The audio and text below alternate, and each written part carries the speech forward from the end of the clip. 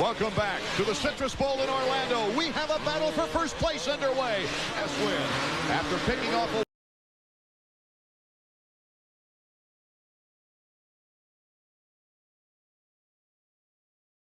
Carmichael inherits the lead. At the checkers, it was Carmichael with his 6th win of the season. The 4-stroke Honda has passed Ezra Lusk, with Ricky Carmichael right behind Lusk.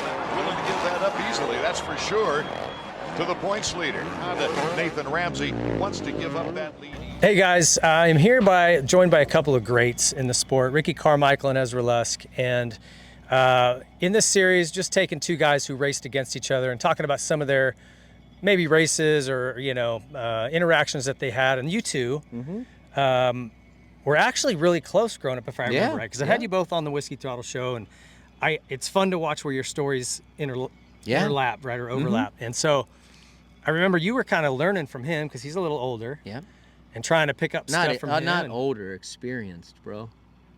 Sorry, is that an insult? He just called you old. I'm older than you, I think. Until now, you can really call me old now because, like we were just talking about, we should have stopped riding 2 hours ago, and we just stopped. We closed the track down because my body was just leaving me, like, altogether. He said he didn't want it. You said he didn't want to ride that long, but you did anyway. I didn't want to ride, but I wanted to ride because I wanted to keep playing with the bike a little bit, playing with settings, and body was saying no, but the mind was just telling just me like yes. you went out there and did 5 laps at the end. Yeah, I know. My soul almost left my body at the end. I'm done, and my knees hurt and everything else. Okay, so talk about kind of how when you, because I told you this story, man. I watched you at the World Mini in 1985. This guy on a 60 jumping the craziest jump. Dave Miller's out there telling him to stop. His dad's yelling at him to jump it. Do you remember that, Yog? He didn't remember it. I don't remember much of that stuff. I'm just, as you guys were talking about that, I just kind of went off in my little lifetime the last 2 years and was just kind of having some flashbacks, looking at the step-ups on the Gatorback track and what I just told you earlier about the triple into the whoops over there. Like, I was just telling my kid to do this stuff like 2 years ago. Like I was the dad, that my dad, your dad, Ricky's dad was telling him to do these jumps, to do that. Like, don't waste the whole practice, do them by the second lap, and it took me 2 or 3 laps to do them myself today. I did it the second lap and OJ'd it, almost quadded. So, so, I mean, I don't remember those times specifically, but I know there was a lot of jumps he forced me to do. When you were a kid and something sticks in your head. I remember walking to the Team Green pits and Shane was playing with a little dirt bike in the dirt. He was a little tiny kid. Tagging along. Yeah, and mom, I think she was walking around like had her Bible. She was like Southern Belle, all sweet. Yeah. Anyway, I remember it vividly. Yeah. It's one of those core memories for you. I remember going to a riding school, one of his dad's riding school. Yogi was there that day. I got video of this stuff. Still got video of it. I was watching it. We're filming a documentary, and we were going through some old video, and I was at his practice track, dude. And he wasn't messing with me or anything like that, but there was this probably 10-foot double out of a right-hand corner, and I used to be so scared going to his track because I'm like, his dad's gonna make me jump that thing.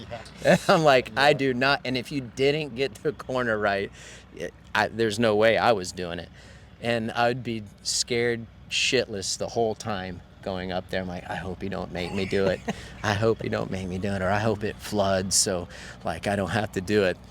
I can remember it like it was yesterday. Yeah, and that's the bad thing too, because when he sensed that from you, you were doing that double. Yeah. You, Walker, all those guys that had been down there, like, y'all were doing them jumps. Me too. Like I had already. You didn't ever tell him like, dude, don't make him do those jumps. I already lived it, man. Y'all doing it too. Y'all going through the same process. Misery loves company. He's like, come on up, guys. Heck yeah. I mean, just like some of our freaking motos down at the bottom of Southern Raceway. No. You remember some of them? Southwicks. Yeah, Southwick and that sand, dude. I remember Red coming up doing some of those 30s, and it, like it all got us that one day. Like we were wanting to go back and freaking get IVs and anything else we could just to feel like we weren't dead. Yeah, I was telling a story, Yog, I don't know when it was, let's say a couple months ago, about someone's asking if I had ever wakeboard or whatever. And that time we went to Orlando, you got a boat, I got a boat. And then, dude, I would we would go ride. If it was a day when I was coming to ride with him, I would have my motorcycles in my truck and wakeboard boat, or vice versa. If he came down to Tallahassee, you know, it's just like we were going wakeboarding after practice. Yeah. 120%. We're doing it You were all. telling me those stories, Yeah. Right? Yeah. Oh, okay. Yeah. Oh, yeah.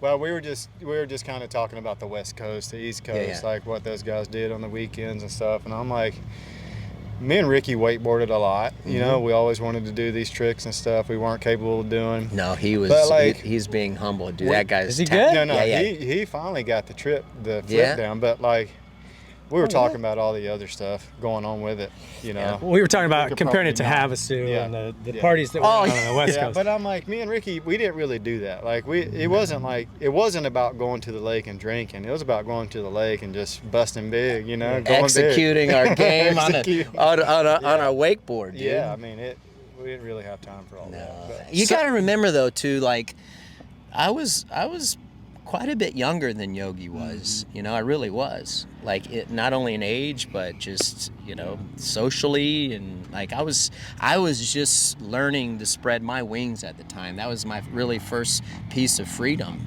I was only 17, 18 years old. You know. So, I mean, did he help you quite a bit? I got to imagine Of going course, riding dude. with him was a huge, yeah, I mean, one of my heroes. I grew up riding with him, and then once he turned pro, then there was, you know, he was doing his thing, and I was still a really young kid at the time, so there was some time lost there. But yeah, I mean, it was weird at first. I'm like, dude, this guy's my hero. You watch him going to these East Coast races, and you just like, you want someone you want to be, someone you want to be someday, and then eventually you're racing. But I will say, like, when Yogi was in his prime, I still had a lot of learning to do.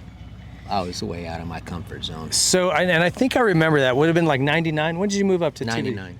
So that was when you were factory Honda still, and those were some good seasons for you, right? yeah, 98, 99 was kind of my two good years there at Honda, and Ricky was on the 125 in the 98. 97. You know, I don't really know how we kind of went from kids to kind of back.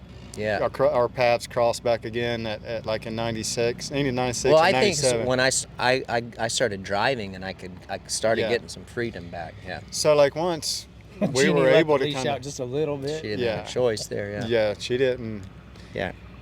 Jeannie, yeah, but we kind of came back together like 97, you know, and Yep. then started riding together, and then, but yeah, then 98, 99 was kind of the years that it came together for me, you know, and then it was really a lot of fun riding with him during the week, because it kind of took pressure off of my preparations, you know, because it's like my focus was on riding with Ricky, and like us trying to kind of, you know, we'd always kind of get mad at each other, because it's like Meanie Jeannie, we'd go out, you know, do fast laps and practice or whatever, get ready to do our motos, and one of us wasn't really feeling it that day, but the other freaking laid down like a 53.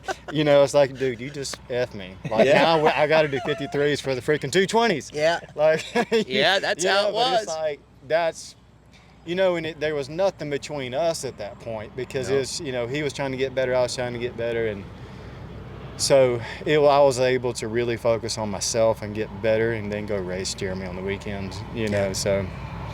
But no, it was a big deal. It really was. Well, It and was. then when did you guys ever, because you obviously continued to get better, when did you guys really have your first battle on the track in a Supercross?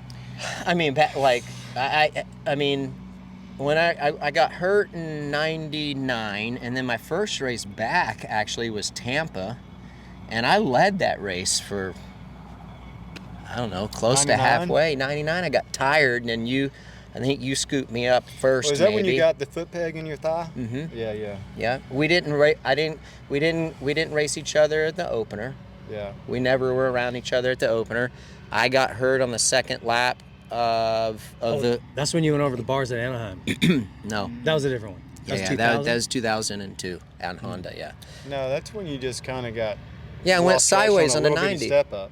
Mm-hmm. But he went off to the side of the bike and landed right on the On foot the foot peg. peg. Oh, That was that's right, second lap.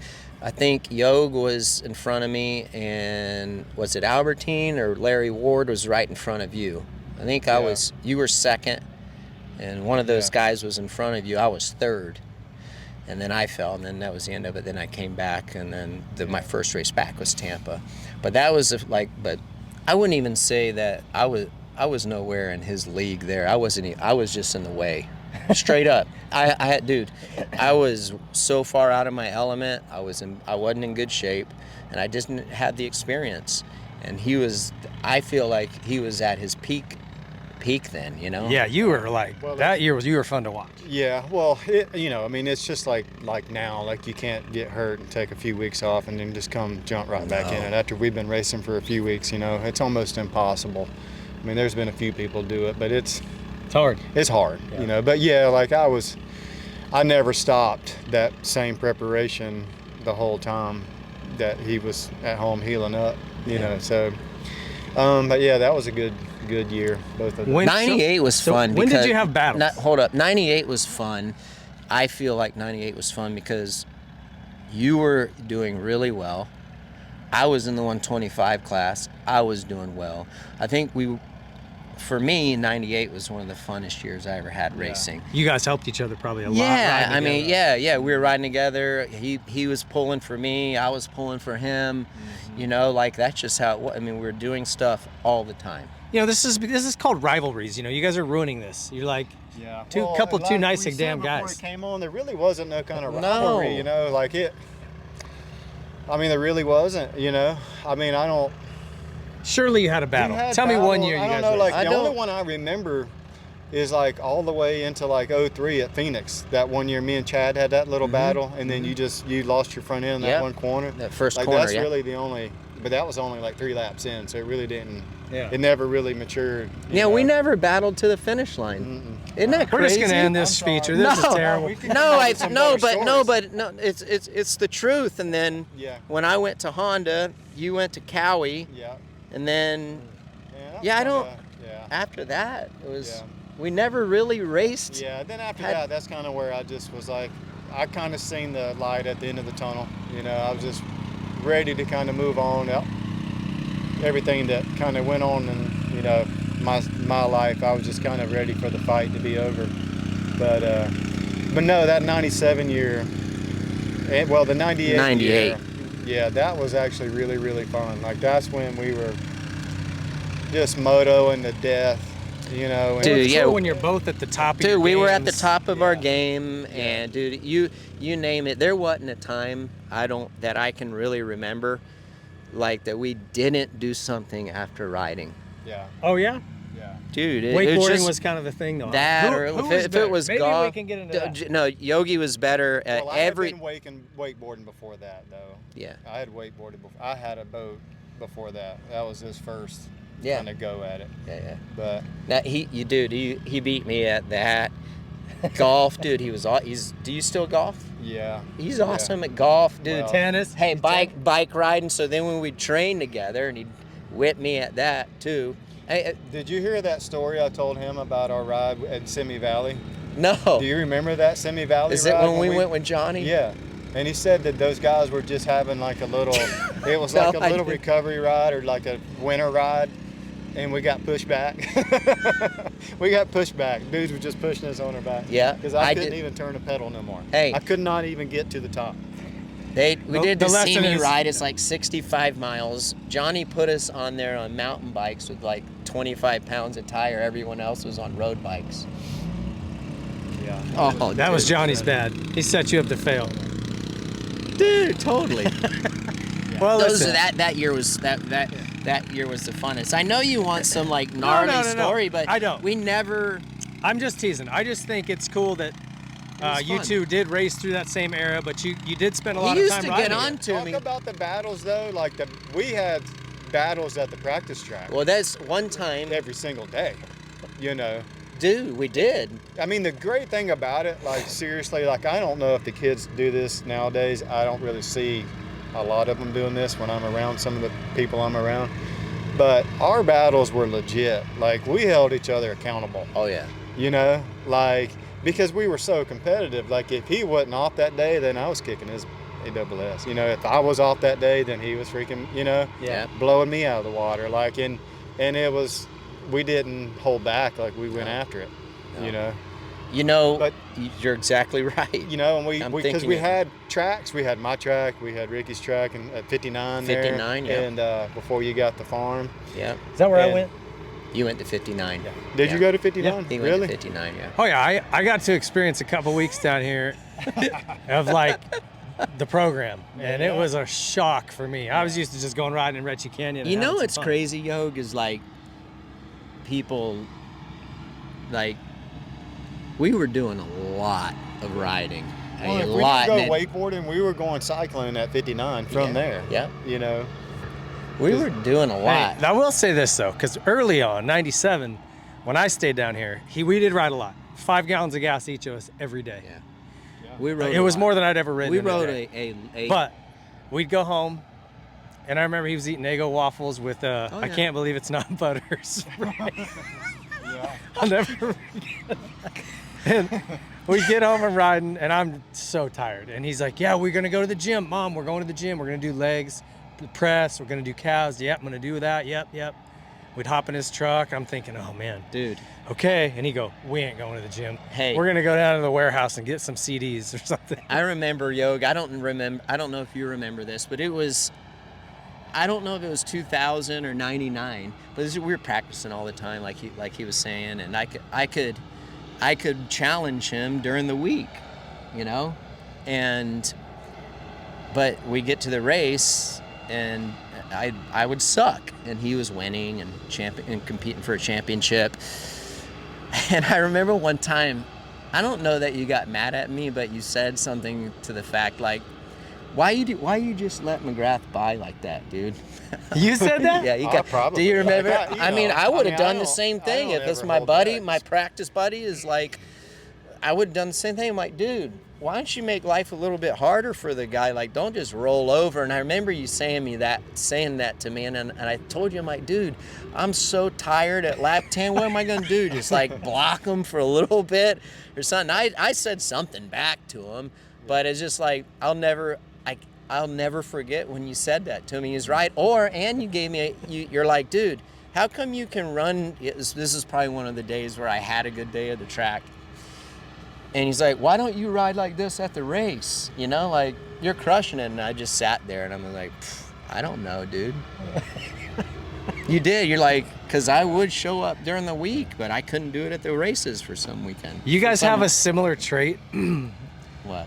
In that you're brutally honest. Not in a mean way, but just like you said, you guys held each other completely accountable on practice days. One reason, Yog, I do think that we worked so well practicing together because I never heard that dude make excuses ever. Mm-hmm.